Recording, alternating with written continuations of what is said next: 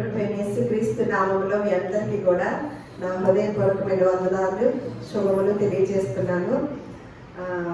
ఇప్పటి వరకు కొన్ని మాటలు మాట్లాడుకున్నాం కదా. దేవుడంటే భయం ఉంటే కనుక ఎలా ఉంటామండి? అందుకనే మనకు ఒక మాట ఉంటుంది, భయభక్తులు కలిగి అని. భయము మనకి, మనం భక్తి ఉంది అనుకోండి, దాని ముందు ఏముంటుంది? భయం ఉంటుంది. భయం ఉందంటే భక్తి ఉంటుంది. అంటే నిజంగానే మనం భక్తి కలిగి భయభక్తులు కలిగి ఉంటున్నామా? ఉంటే ఏం చేస్తాము? దేవుని సన్నిధి అంటే ఎలా వస్తాము? మరి స్కూల్కి లాగానే వెళ్తాం కదా, భయపడుతూనే. అంటే ఏముండటం లేదు, మనకి భక్తి ఉంటుంది, దానికి ముందు భయం ఉండట్లేదు. కానీ అది భక్తి అంటారా? భక్తి రావాలంటే ఏముండాలి? భయం ఉండాలన్నమాట. ఇప్పుడు సునీత గురించి చెప్పుకున్నాం కదా, విలియమ్స్ గారు. ఆవిడ మరి ఎంత త్యాగం చేసి మరి స్పేస్లోకి, ఈ భూమి మీద నుంచి ఆ స్పేస్ అక్కడికి వెళ్ళటానికి ఆవిడ ఎన్ని త్యాగాలు చేసుకున్నారంటే, ఆవిడకున్న కళ, అలాగే కొంతమంది నాసా వాళ్ళు ప్రయత్నాలలో ఆవిడ కూడా పాల్గొని, ఆవిడ కూడా ఒక నిర్ణయం తీసుకొని నేను అందులో ఉండాలి, ప్రపంచానికి కొన్ని విషయాలు స్పేస్లో ఏం జరుగుతున్నాయో తెలియచేయాలని ఆవిడ సంకల్పంలో, ఆవిడ దృఢ సంకల్పం ఏం చేసిందంటే, ఆవిడ పిల్లలు కూడా లేకుండా, అంటే పిల్లలు కూడా వద్దు అనుకొని ఆ త్యాగాన్ని కూడా చేసి ఆ స్పేస్లోకి వెళ్ళటానికి డబ్బులు ఖర్చు, అలాగే మనిషి ధైర్యం కూడా ఉండాలన్నమాట. ఎంత ధైర్యం ఉంటే ఆవిడ మరి అక్కడికి వెళ్ళిందండి. నిజంగా అమ్మో, ధైర్యం అంటే మామూలు ధైర్యం కాదనమాట. ఇప్పుడు మాట్లాడుకుంటుంటే చాలా మరి ఈ లోకంలో నుంచి మరి లోకంలోకి వెళ్ళాలంటే మనకి ఏమేమి కావాలి? ఏమి లేకుండా ఒక్క యేసుక్రీస్తు వారిని నమ్ముకుంటే వెళ్ళిపోతామంటారా? మరి మనము ఎన్ని ప్రయత్నాలు, ఎన్ని త్యాగాలు, ఎంత ధైర్యంతోనూ పోరాడి వెళ్ళాల్సి వచ్చిందంటారు. మరి అక్కడికి వెళ్ళడానికి సూటు, ఆ డ్రెస్సే కొన్ని కోట్ల ఖర్చా, ఆవిడ అక్కడ నివాసం ఉండటానికి కొన్ని కోట్లు ఖర్చా, మళ్ళీ అక్కడ నుంచి ఇక్కడికి తీసుకురావడానికి కొన్ని కోట్ల రూపాయల ఖర్చులా. మరి ఒక మనిషి ఈ లోకాన్ని విడిచి పరలోకానికి వెళ్ళాలంటే ఏమి ఖర్చు లేకుండా, ఏమి త్యాగం లేకోకుండా వెళతాము అంటే అది మనం చేసే భక్తికి అది సరిపోతుంది అంటారా? మనం భక్తులు కదా, భక్తులమైన మనము యేసుక్రీస్తు వారిని ఎందుకు ఎన్నుకున్నామంటే ఇక్కడ ఈ లోకానికి సంబంధించినట్లుగానే మనం వెంబడిస్తున్నామా? లేకపోతే ఈ లోకంలో నుంచి ఆ నిత్య రాజ్యం, స్వర్గానికి వెళ్ళాలని మనం వెంబడించుతున్నామా అంటే, మరి బయట ప్రపంచంలో చూస్తే క్రైస్తవులు నిజంగానే మన దగ్గర ఉన్నంత గ్రంథము, ఇంత గొప్ప గ్రంథము భూలోకంలో ఎవరి దగ్గర లేదండి. మనకి ఏమవుతుందంటే విలువ తెలియకుండానే పోతుంది అనమాట. ఇందాక ఒక పాట పాడుతూ, నివాస యోగ్యమైన ఇల్లు ఇచ్చావయ్యా, ఐశ్వర్య సంపదలు కూర్చావయ్యా, దిగులు చింతలన్నీ బాబావయ్యా, ఎడబాయక కాపాడే దేవుడు వయ్య. అంటే చూడండి, క్రైస్తవులమైన మనకు చెప్పిన విధానం అన్నమాట. నివాస యోగ్యంగా మనకి ఇల్లు ఇచ్చాడు. మరి అక్కడ వెళ్ళిన ఆవిడ మంచినీళ్ళు ఎలా తాగారో, ఎలా కాలకృత్యాలు చేసుకున్నారో, ఎలా అసలు పడుకున్నారో ఏంటో అంతా కూడా మీడియా ఉంది కాబట్టి టెక్నాలజీని బట్టి మనం చూస్తూ వచ్చాం. మరి అది మనకి నివాస యోగ్యంగా ఉందా? మరి దేవుడు అక్కడ పెట్టచ్చు కదా, పెట్టలా. ఏం చేశాడంట? నివాస యోగ్యంగా మనకు ఒక ఇల్లు, భూమి అనే ఇల్లుని ఇచ్చాడంట. తర్వాత ఐశ్వర్య సంపదలు కూడా కూర్చాడంట. ఇవన్నీ నిజంగానే ఐశ్వర్య సంపదలు ఇచ్చాడా? ఇవ్వలేదని కదా మందిరానికి వెళ్తున్నారు. వెళ్ళి దేవుని సన్నిధానానికి కూడా వెళ్ళి ఏమడుగుతున్నాము? ఉద్యోగం అడిగితే ఏం కావాల్సినట్టు? డబ్బులు కావాలి. ఇంకొకటి అడిగితే ఇంకొకటి. ఏదైనా సరే ఈ భౌతిక సంబంధమైన వాటికి సంబంధించింది అవుతుందా, లేకపోతే పర సంబంధమైనవి ఏమైనా అడుగుతున్నామా అంటే అన్నీ కూడా సమకూర్చి పెట్టిన దేవుడు కదా. మరి అక్కడ మంచినీళ్ళు తాగాలంటే చూడండి, మరి ఇక్కడ మంచినీళ్ళు తాగాలంటే ఎలా ఉన్నాము, ఎంత స్వేచ్ఛగా వాడుకుంటున్నాము, ఎంత దర్జాగా ఉండగలుగుతున్నాము. కొన్ని గంటల స్పీడ్గా భూమి తిరుగుతుందా, కొన్ని వేల కిలోమీటర్ల స్పీడ్తో మరి ఎవరన్నా కదులుతున్నామా? అస్సలు దర్జాగా కుర్చీలో కూర్చున్నా ఎక్కడ కానీ సృష్టి పని సృష్టి చేసుకుంటూ పోతుంది. మనకు ఆ బాధ, ఆ వేదన, అసలు ఆ గుర్తులే తెలియకోకుండా మనం జీవించడానికి గొప్ప అవకాశం ఇచ్చాడనమాట. అదే కొన్ని ఆనవాళ్ళు మనం తెలుసుకున్నప్పుడు అప్పుడు కూడా దేవుణ్ణి స్తుతించలేకపోతున్నాము, దేవునికి ప్రత్యేకమైన స్థానము ఇవ్వలేకపోతున్నాం అనమాట. అదే మనం ఒక ముఖ్యమైన పనికి వెళ్ళటానికి ఒక ట్రైనో ఒక బస్సో ఒక టైంని పెట్టుకొని వెళ్ళేటప్పుడు ఎలా వెళ్తామండి? టైం ప్రకారం వెళ్తామా? మరి దేవుని దగ్గరికి వచ్చేది ముఖ్యమైన పనా, ఏదో మనకి ఆచారపరంగా వచ్చే పనా? ఇది నిజమేనా? ముఖ్యమైన పని అయితే ఎలా చేస్తామండి? ట్రైన్ దగ్గరికి ఎలా వెళ్తామో మందిరానికి కూడా అలా. దేవుడు మాట్లాడే స్థలం అన్నమాట ఇది. దేవుడు మాట్లాడితే మనం జీవించగలమండి. మనం కొన్ని విషయాల్లో భయపడుతూ ఉంటామండి. భయం అనేది మనిషిని ఏం చేస్తుందండి? భయం అనేది మనిషిని ఏం చేస్తుంది? భయము మనకి బలాన్ని ఇచ్చిద్దా, బలహీనతనిచ్చిద్దా? అర్థమైందా? భయము కొన్ని మార్లు మనల్ని పిరికి వారిని కూడా చేస్తుంది, తర్వాత బలహీనులు కూడా చేస్తుంది. మనకి పరిశుద్ధ గ్రంథాన్ని రాసి ఉంచి దేని విషయంలో భయపడాలో దేని విషయంలో భయపడకూడదో అని క్షుణ్ణంగా రాసి మన చేతుల్లో పెట్టినప్పుడు మనము క్రైస్తవులమైన మన గురించి మాట్లాడుకుంటాం అన్నాం అన్నమాట. అంటే ఇవి తెలుసుకున్న మనము కూడా చాలా విషయాలకి భయపడుతూ ఉంటాం. ఆ భయం మనకేం కలగజేస్తుంది అంటున్నారు? ఏం చేస్తుందండి? కొన్ని భయాలు ఉంటాయి. ఎవరెవరంటే భయపడతాము చెప్పండి? ఏవేమంటే భయపడతాము? ఎవరెవరంటే భయపడతాము? పిల్లలు ఉన్నారు, స్కూల్కి వెళ్ళినప్పుడు ఏదైనా ఎగ్జామ్ రాసేటప్పుడు భయపడతారు. అదే గొప్ప టాలెంట్ ఉంది, బాగా చదివిన అమ్మాయి, కానీ తనలో భయం ఉంది. ఏం చేస్తుంది? అక్కడికి వెళ్ళాక చదవటం మాత్రం బాగా చదివింది, బాగా మంచి టాలెంట్ ఉంది, చక్కగా భయపడకుండా కనుక రాస్తే చక్కగా మంచి మార్కులు వస్తాయి. కానీ పరీక్ష రాసేటప్పుడు తనకి భయం. ఈ వచ్చినంత ఏమైంది? దేని వలన? భయం వలన ఏమైపోయింది? అన్నీ మర్చిపోవటానికి అదొక రకమైన భయం. కొంతమందికి దయ్యాలంటే భయము, మరి కొంతమందికి సమస్యలంటే భయం, కొంతమందికి ఆర్థిక ఇబ్బందులంటే భయం, కొంతమందికి మనుషులను చూస్తే భయం. అట్లా రకరకాల భయాలు ఉన్నాయి కదా. మరి ఆ భయాల వల్ల మనం పొందుకునేది ఏంటి? ఉదాహరణకు ఒక చిన్న ఉదాహరణ చెప్తాను అనమాట. ఒక వ్యక్తి ఉన్నాడంట, బలవంతుడు. ఆ ఊరిలో, ఆ గ్రామంలో గొప్ప ధైర్యవంతుడు, బలవంతుడు అని అందరూ చెప్పుకుంటూ ఉంటారంట. నువ్వు బలవంతుడివి, ధైర్యవంతుడు అని చెప్పుకుంటాం కదా మేమందరం కలిసి. ఈరోజు నీకు ఒక పోటీ పెడుతున్నాం.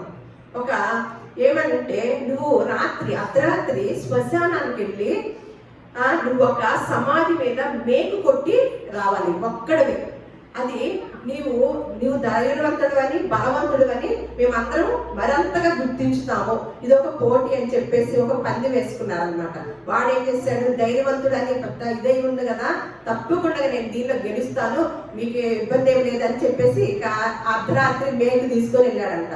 వెళ్ళేసరికి అక్కడ అంతకుముందే జస్ట్ అప్పుడే కాల్చిన శవం కాలుతా ఉందంట.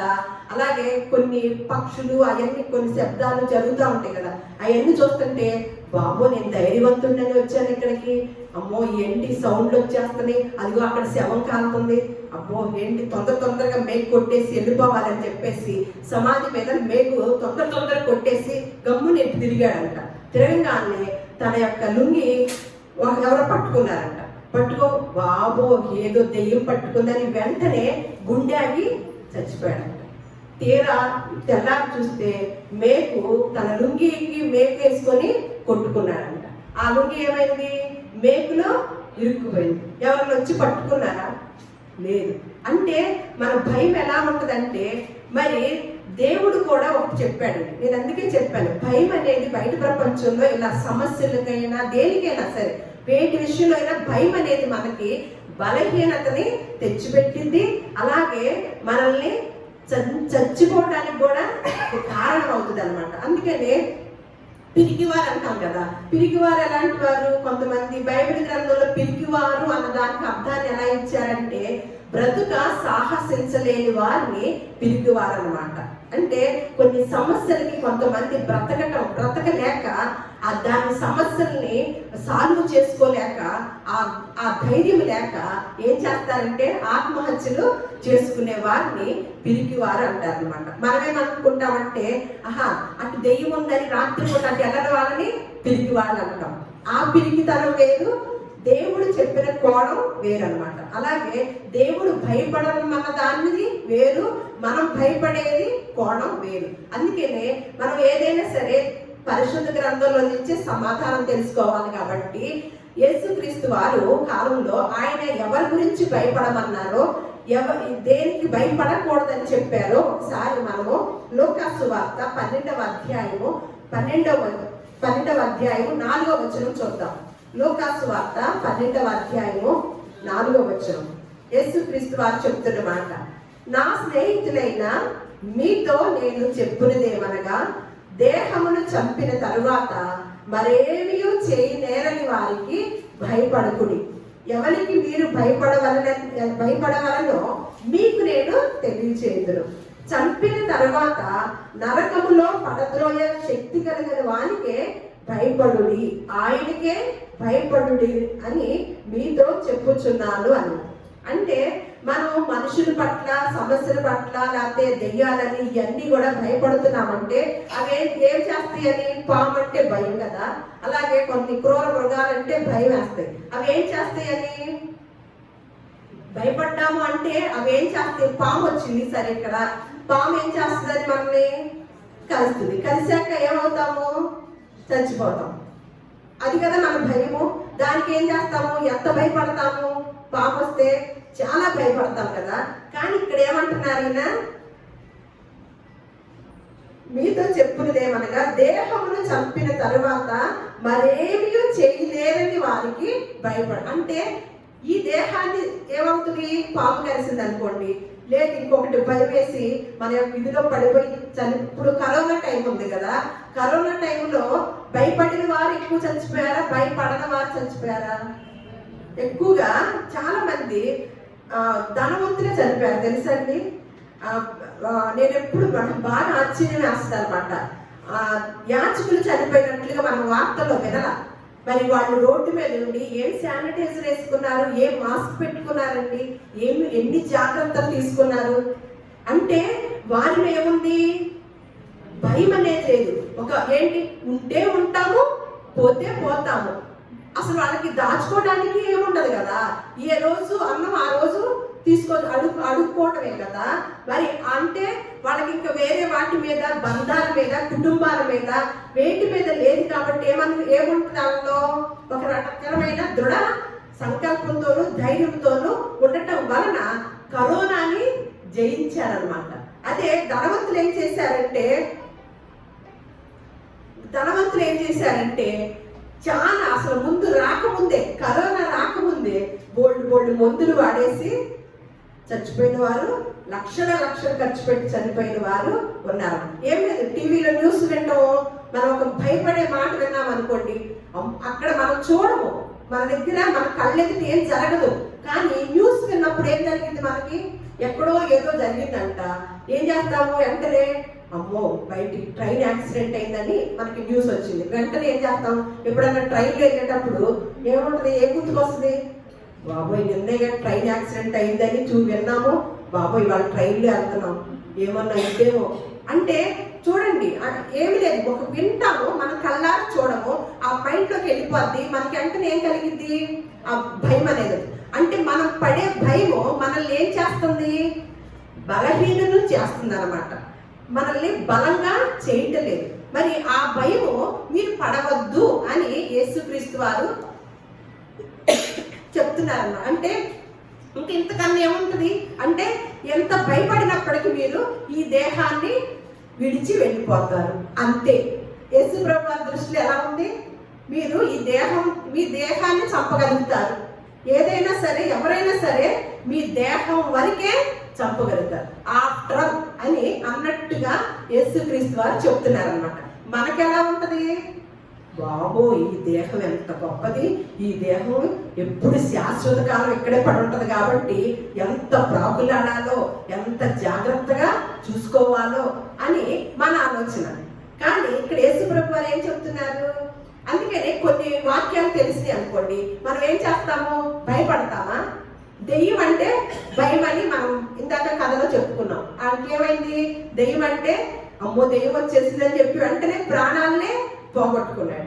మరి అదే పరిశుద్ధ గ్రంథంలో వాక్యం తెలిసింది అనుకోండి, చనిపోయిన వారు భూలోకానికి వచ్చే అవకాశమే లేదు అని మనకి బైబిల్ గ్రంథంలో రాసి ఉంచారు. మనకేముంటది అప్పుడు? భయం ఉంటుందా? భయం ఉండదా? అంటే ఎందుకు భయం ఉండదు? మనకి స్పష్టత తెలుసు. ఎందుకంటే ఇక చనిపోయిన వారు ప్రసంగి గ్రంథంలో ఉంటుంది అనమాట.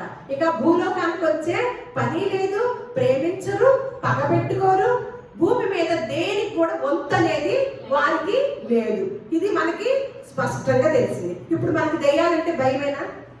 దెయ్యం అంటే అసలు ఎవరు?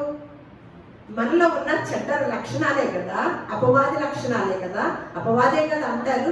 మరి మనకైతే ఎంత స్పష్టత వచ్చింది? మరి మనం దెయ్యాలకు భయపడతాం అప్పుడు? ఆ వాక్యం తెలిసినప్పుడు భయపడం కదా. అందుకనే మీరు మీ దేహం చంపిన వారి కొరకు భయపడవద్దు. పోతే ఏం పోయింది? మీ దేహమే పోద్ది. కానీ మళ్ళీ ఇంకోటి చెప్పారు, దానికి ఏమన్నా భయపడవద్దు అని, దీనికి భయపడవండి అని చెప్పారు. దేనికంట?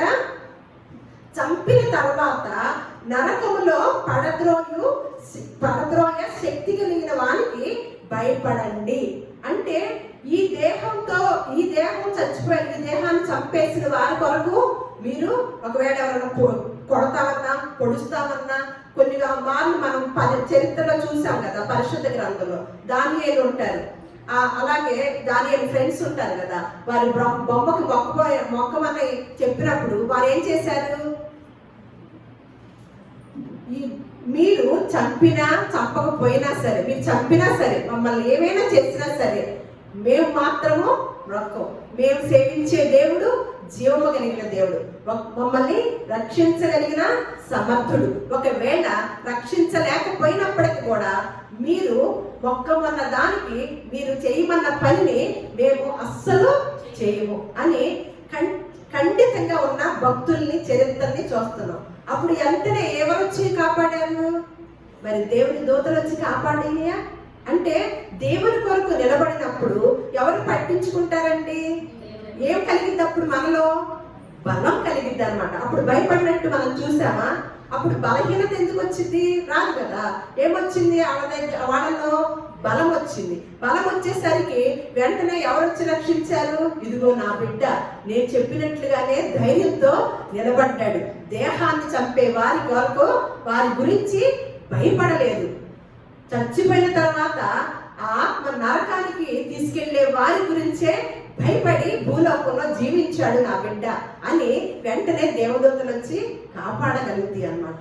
ఇక్కడ అందుకనే చచ్చిపోయిన తర్వాత నరకంలో పడద్రోయ శక్తి కలిగిన వానికే భయపడండి, ఆయనకే మీరు భయపడండి అని మీతో చెప్పుచున్నాను అని చెప్పారు. మరి మన భయాలు, క్రైస్తవులమైన మనమందరం కూడా అదే భయం కలిగి ఉన్నామా? భయం కలిగి ఉంటే ఎలా చేస్తాము? భక్తి కూడా భయముతో కూడిన భక్తిని చేస్తాము. అందుకనే సొలొమోను గారు ఒక మాట అంటాడు అనమాట. సామెతల గ్రంథము, సామెతల గ్రంథానికి ముందు ప్రసంగి గ్రంథం ఒకసారి 8వ అధ్యాయము 11వ వచనం. ప్రసంగి గ్రంథము 8వ అధ్యాయము 11వ వచనం. మరి భయం అనేది ఉంటే, అంటే ఈ దేహాన్ని చంపేసిన తర్వాత ఈ నరకంలోకి తీసుకెళ్లే వారి గురించి భయపడండి అని చెప్తున్నాడు కదా. ఆ భయం కనుక ఉంటే మనం ఏం చేయకోకుండా ఉంటామో చూద్దాం. ప్రసంగి గ్రంథం 8వ అధ్యాయం 11వ వచనం. దుష్క్రియకు తగిన శిక్ష శీఘ్రముగా కలుగపోవుట చూచి మనుషులు భయము విడిచి హృదయపూర్వకముగా దుష్క్రియలు చేయదు. అంటే ఏదైనా చెడ్డ పనులు చేసే వారిని మనం మన మధ్యలో చాలా మందిని చూస్తూ ఉంటాం. వారికి ఏదైనా శిక్షలు పడతా ఉంటాయా? పడవు. అసలు చాలా మంచి వారికే బాధలు శిక్షలు వస్తూ ఉంటాయి అన్నమాట. కానీ దుష్క్రియలు చేసే వారికంట శీఘ్రముగా ఏం జరగదంట, శిక్ష అనేది జరగకపోవటం వలనంట వారి చెడ్డ పనులు ఎలా చేస్తారంట, హృదయపూర్వకంగా దుష్క్రియల్ని చేస్తారంట. అంటే చూడండి, ఎప్పుడు హృదయపూర్వకంగా చేస్తాము? దేవుని భయం అనేది భక్తి చేసే వాళ్ళమేగా. భూలోకంలో చాలా మంది ఏదో ఒక భక్తి చేస్తానే ఉన్నాం కదా. మరి భయభక్తులు కలిగి ఉంటే దుష్క్రియలు హృదయపూర్వకంగా చేస్తామా అండి? అందుకనే సామెతలో ఒక మాట అంటాడు. ఏమనంటే,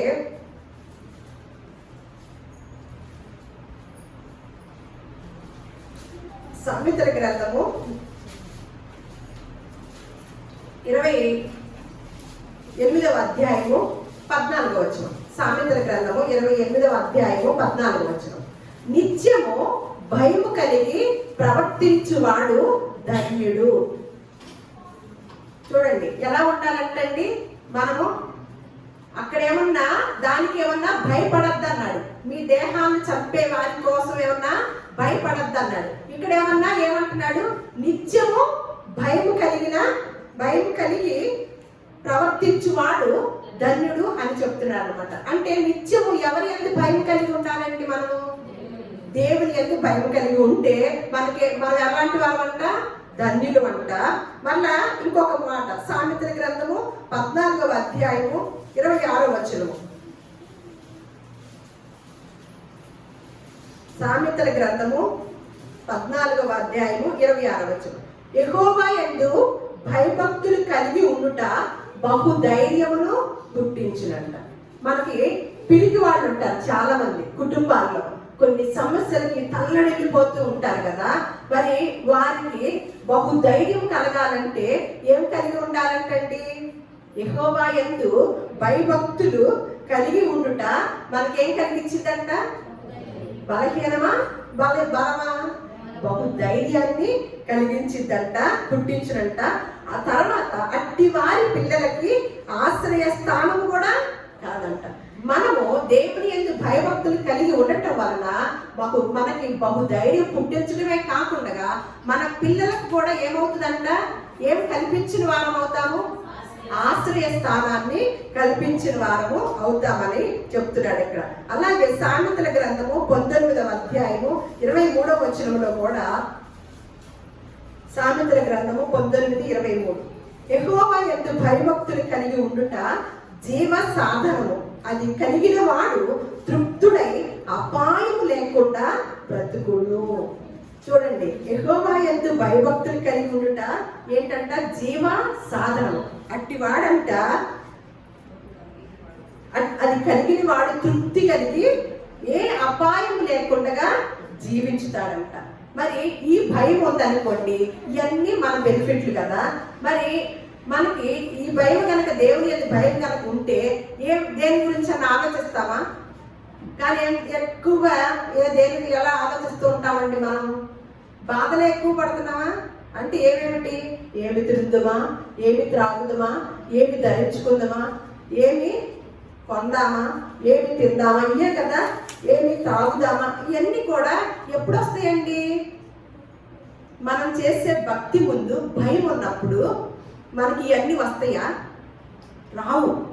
ఎవరి మీద వేస్తాం భారము? అందుకనే కదా యేసుక్రీస్తు వారే చెప్పారు కదా, మీరు వీటి కోసము ఆలోచించవద్దు, మీకన్నా మీరు కొన్ని జీవరాశుల కన్నా కూడా మీరు శ్రేష్ఠులు. మరి ఆకాశ పక్షులు చూడండి, అవేనాడైనా మీ గురించి ఇట్లా మీరు ఆలోచించినట్లు ఆలోచిస్తారయ్యా అని చెప్పారు కదా యేసుక్రీస్తు వారు. మరి మనం ఎన్ని మార్లు ఆలోచించుంటామండి? మందిరాలు కూడా నిండిపోయేది వేటితోనండి? ఎవరితో? ఎవరెవరితో?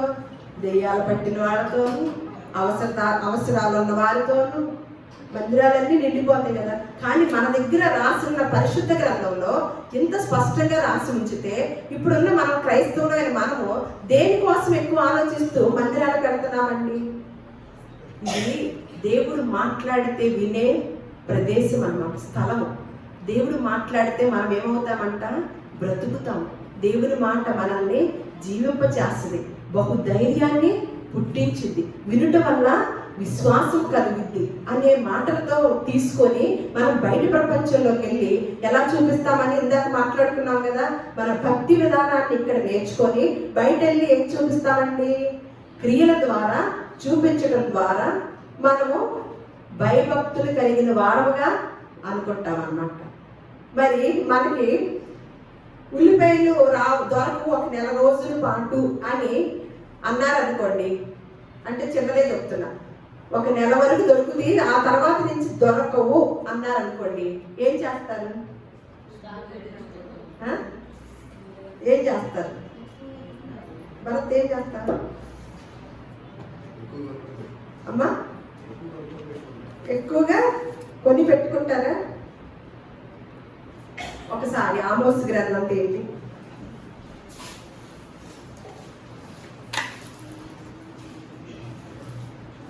8వ అధ్యాయము 11వ వచనము 12వ వచనం, 759వ పేజీ, ఆమోస్ గ్రంథము.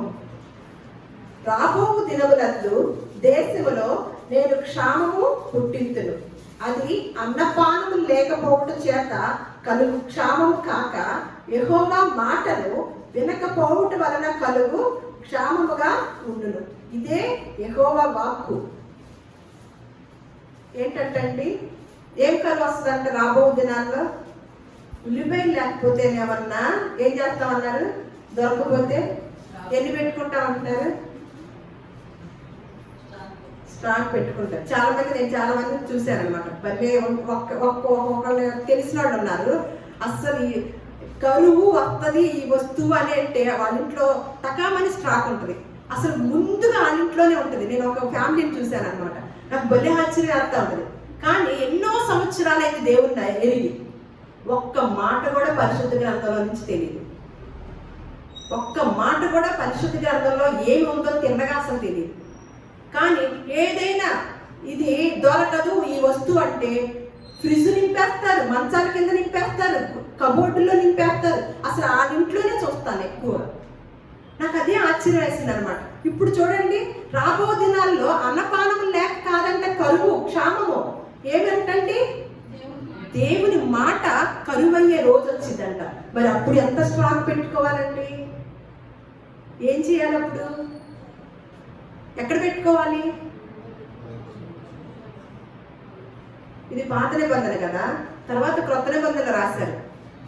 హృదయం అనే పలక మీద రాసుకొని ఉంచుకోవాలంటండి. చూడండి ఎంత అంటే, ఇప్పుడు మనము బయట ప్రపంచంలో ఉన్న భయము, అలాగే దేవుడు చెప్పిన దేని గురించి అయితే భయపడకూడదో, దేని గురించి భయపడమన్నాడో, అలాగే మనము భయం కలిగి భక్తి చేయాలో, ఇవన్నింటి గురించి నేర్చుకుంటున్నాం అనమాట. భయం ఉన్నప్పుడు భక్తి ఆటోమేటిక్గా భక్తి వచ్చింది. భయం లేనప్పుడు భక్తి ఎలా వచ్చింది? ఒక వ్యక్తి వస్తున్నాడు ఇక్కడ, ఆ వ్యక్తి అంటే మనకి భయం, గౌరవం. వెంటనే ఏం చేస్తాము? భక్తి భావంగా లేచి నుంచుంటాము, అవన్నీ చేస్తాం కదా. మరి ఎప్పుడు భయం ఉన్నప్పుడు ఏమొచ్చింది మనకి? భక్తి భావం, గౌరవం వచ్చింది. మరి దేవుడు అంటే భయం ఉన్నప్పుడు మనకి ఏమి రావాలి? ప్రతిదీ కూడా పర్ఫెక్ట్గా చేయటానికి ప్రయత్నం చేయాలి. దేవుడు అంటేనే భయం కలగాలి, దేవుని సన్నిధి అంటేనే క్రమం, అసలు అది చాలా స్పెషల్గానే ఉండాలి. కానీ మనము ముఖ్యమైన పనులు, మన కుటుంబాల్లో ఉన్న ముఖ్యమైన పనులకి ఎంత ప్రాధాన్యత ఇస్తున్నామో, దేవుడు సన్నిధి, దేవుడు మనతో మాట్లాడితే వినే సమయాన్ని మనం ఎంత ప్రాధాన్యతగా ఎంచుకుంటున్నాము అంటే, మనం భయభక్తులు కలిగి ఉన్నామంటారా? భక్తి మాత్రమే కలిగి ఉన్నామంటారా? చూద్దాం, ఇంకొక వచనం కూడా చూసి మనం సేవించే దేవుడు కూడా ఎలా ఉన్నాడో చూద్దాం అన్నమాట. కీర్తన గ్రంథము 34వ కీర్తన 7వ వచనం. కీర్తనలు 34వ కీర్తన 7వ వచనం. యెహోవా యందు భయభక్తులు గలవారి చుట్టూ ఆయన దూత కావలి ఉండి వారిని రక్షించును. మనం చాలా మందిని చూస్తూ ఉంటాం కదా, సెక్యూరిటీ పెట్టుకున్న వారిని, విఐపీని, రాజకీయ నాయకుల్ని, వారి చుట్టూ ఎంతమంది ఉంటారండి? గన్మ్యాన్లు. వాళ్ళు డబ్బులిచ్చి పెట్టించుకున్న వారిని మనం చూస్తున్నాం. కానీ మనకి ఏ డబ్బులు అక్కర్లా. మనం ఏం పెట్టుబడి పెట్టాలి? మనం ఏం చేయాలి? దేవుని యందు భయభక్తులు కలిగి ఉంటే సాక్షాత్తు ఎవరిని మనకి కావిలిగా పెడతారంటండి? గన్మ్యాన్లు పనికి వస్తారా వీళ్ళ కింద? ఎవరిని పెడతారంటే మనకి దేవుని దూతల్నే కావిలిగా పెడతారంటే. మనం ఎంతమంది దేవుని దూతలకు కావిలిగా ఉంచుకున్న వారముగా ఉంటున్నామండి? ఎంతమంది ఉంటున్నాము? ఆయన దూతల్ని కావిలిగా పెడతానని చెప్పాడు కదా. చెప్పిన దేవుడు నమ్మదగిన దేవుడైనా, నమ్ముకున్నవాడు, మాట ఇచ్చి నెరవేర్చే దేవుడైనా, ఆయన ఒక్క అబద్ధం కూడా ఆడనివాడు కదా.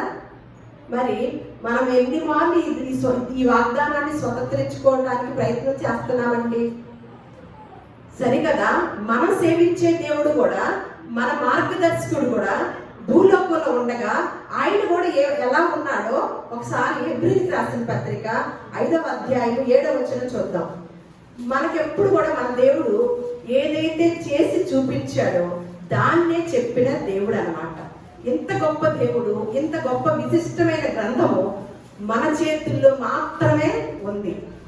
అది విలువైనగా, వజ్రాల కన్నా, గొప్ప ధనవ నిధి కన్నా కూడా విలువైనదిగా చూసే వారంగా మనం ఉంటే తప్పకుండా ఇందులో ఉన్న వాగ్దానాలన్నీ కూడా మన వశము ఖచ్చితంగా అవుతాయండి. మనం ఎంత ప్రాధాన్యత ఇస్తున్నామో అని మన మనస్సాక్షిని అడిగితే దేవుడికి ఎంత ఇస్తున్నామో, మన దైనందిక జీవితానికి ఎంత ఇస్తున్నామో అనేది కనుక మనం ఆలోచిస్తే తప్పకుండా దేవుడు మనకి సహాయకుడిగానే ఉంటాడనమాట.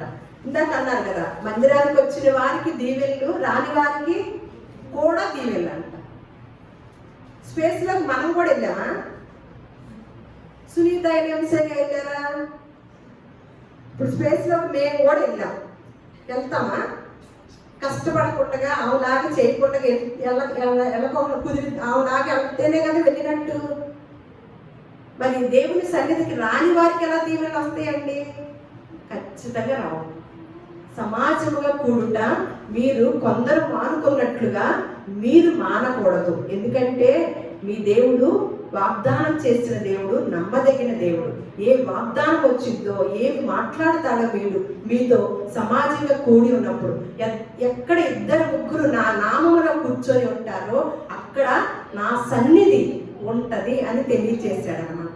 మరి అలాంటప్పుడు ఎన్ని మార్లు మనము మానేసుకున్నాము? దీవెనలు వచ్చేస్తాయా? ఒక కండిషన్ చెప్పాడు దేవుడు. మన సొంత నిర్ణయాలు తీసుకుని మన సొంత ఆలోచనలు చేస్తే దీవెనలు వస్తాయా? రావు కదా. కష్టపడకుండానే వెళ్ళింది ఆవిడ. కష్టపడి డబ్బు ఖర్చు, శ్రమ, ధైర్యము, త్యాగము ఎన్ని ఉన్నాయో చూడండి. అట్లాగే ఇక్కడ కూడా మనం సేవించే దేవుడు, మన మార్గదర్శకుడు కూడా ఆయన భూలోకంలో ఉండగా మరి దేవకుమారుడు కదా. అయినప్పటికీ కూడా శరీరధారి అయి ఉన్న దినములలో మహారోదనముతోనూ కన్నీళ్లతోనూ తన్ను మరణము నుండి రక్షింపగలవానికి ప్రార్థనలను, యాచనలను సమర్పించి భయభక్తులు కలిగి ఉన్నందున ఆయన అంగీకరింపబడెను అన్నది. మనం భయభక్తులు లేకుండా మనం అంగీకరించబడతామా? మనకి ఏ భయము తెలుసు? ఏ భయము పరిచయం మనకి బాగా? ఏ భయము పరిచయం మనకి బాగా తెలిసింది? ఏ భయము? పాము అంటే భయం, దెయ్యం అంటే భయం, సమస్యలంటే భయం, ఆర్థిక ఇబ్బంది అంటే భయము, పిల్లలంటే భయం, భర్త అంటే భయం, భార్య అంటే భయం. ఈ కదా వీటి కోసం మీరు భయపడవద్దు అని స్పష్టంగా తెలియజేశాడు. ఎవరి కోసం భయపడమన్నాడు? ఈ దేహం చనిపోయిన తర్వాత నరకానికి పంపించే వాళ్ళు ఎవరై ఉంటారో వారిని గురించి భయపడమన్నాడు. ఇక్కడ మరి యేసుక్రీస్తు వారికి కూడా ఆ తిప్పలు ఎందుకండి? దేవుని కుమారుడు కదా. ఆయన కూడా శరీరంతో ఉన్నప్పుడంట ఏం చేశాడంట? ఉన్నంత కాలం కూడా మహారోదనముతోనూ కన్నీళ్లతోనూ తన్ను మరణము నుండి రక్షింపగలిగిన వానికి ఏం చేశాడంట? ప్రార్థనలను, యాచనలను సమర్పించి మళ్ళా భయభక్తులు కలిగి ఉన్నందునే ఆయన్ని కూడా తండ్రి అంగీకరించాడంట. మనల్ని అంగీకరిస్తాడా? మన భయం ఏంటి? మన భూలోకంలో మనం కలిగిన ప్రతి భయము మనల్ని బలహీన పరిస్థితి మనల్ని చావుకు కూడా కారణమైంది. కానీ యేసుక్రీస్తు వారు చెప్పిన నిత్యము భయపడండి అని చెప్పాడు చూడండి. ఆ భయము మనల్ని బ్రతికించింది, నిత్య రాజ్యానికి వారసులుగా చేస్తుంది. ఈ గ్రంథంలో ఇంత గొప్ప మాటలు తెలుసుకున్న మనము మరి ఏ భయము కలిగి ఉన్నామండి? ఏ భయము కలిగి ఉన్నాము? చాలా మంది మరి భక్తులు ఎంతో శ్రమలు వచ్చినప్పటికీ కూడా దేవుని కొరకు చచ్చిపోవటానికి సిద్ధమయ్యి దేవుని కొరకు నిలబడిన వారిని కూడా మనం భక్తుల్ని చూసామన్నమాట. చూడండి, మనం పడే భయము మనల్ని ఎప్పుడు బలహీన పరిస్థితి అన్నమాట. మరి ఆ భయం కలిగి ఉందామా?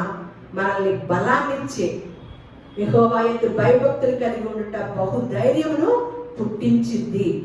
ఆ దేవుని యందే నిత్యము మీరు భయము కలిగి ఉండండి.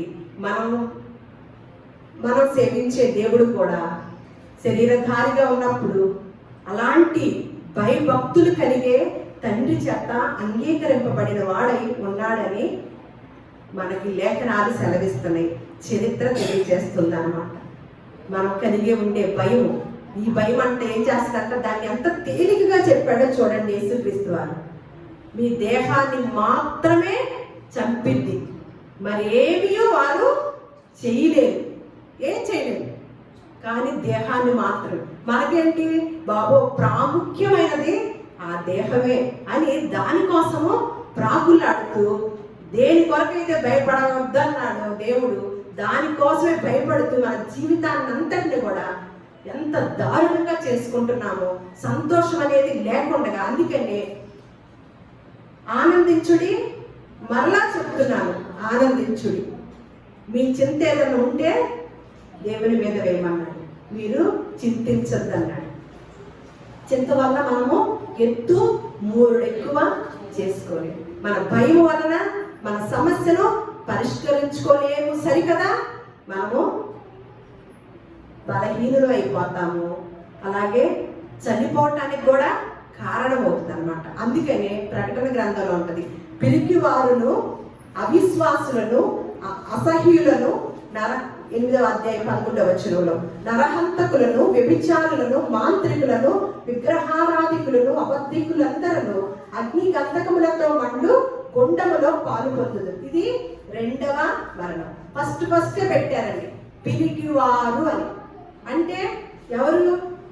మనకు భౌతికంగా వచ్చే సమస్యలకి భయపడి పిరికి వారంగా జీవిస్తూ మన జీవితంలో కాలయాపన చేస్తూ దేవుడు చెప్పిన భయాన్ని వదిలేసి, దేవుడు ఎలాగ భయాన్ని వదిలేసిన వారము పిరికి వారం అన్నమాట.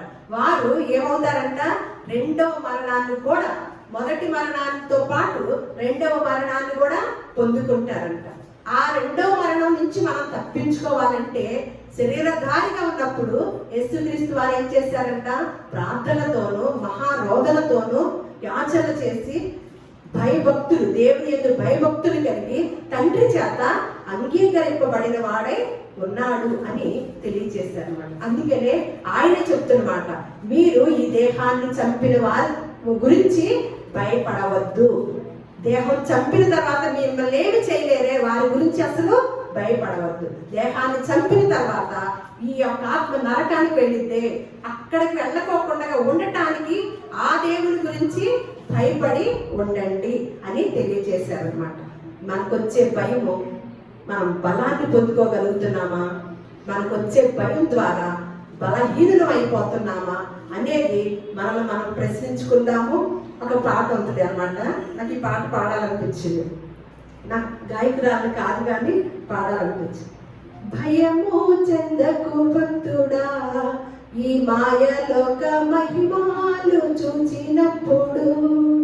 భయము చెందకు భక్తుడా, ఈ మాయలోక మహిమాలు చూచినప్పుడు. భయము చెందకు నీవు, దిగులు చెందకు నీవు. భయము చెందకు నీవు, దిగులు చెందకు నీవు. జీవమిచ్చిన యెహోవా ఉన్నాడు. ఓ భక్తుడా